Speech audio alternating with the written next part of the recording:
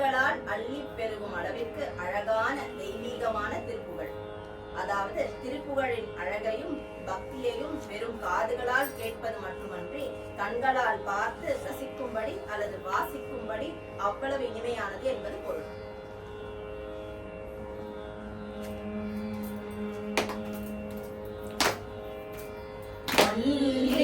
விழியாலும் முல்லை நகையாலும் அல்லல் பட ஆசை கடலியும் அள்ள இனிதாகி நள்ளிரவு போலும் உள்ள வினையார தனமாறும் இல்லும் இளையோரும் செல்ல அயலான கல்லெருமை மாய சமனாரும் வெள்ளியனாவி கொள்ளை கொடு நாளில் உய்ய ஒரு நீர் பொற்கழந்தாராய்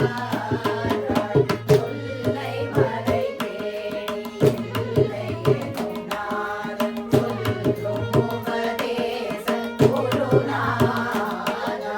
துள்ளி விளையாடு துள்ளி உடை நாட வெள்ளி வனமீதில் துறைவோனே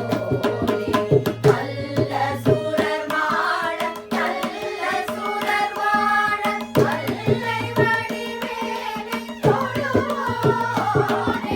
பள்ளி கடசார பள்ளி மலை மேவு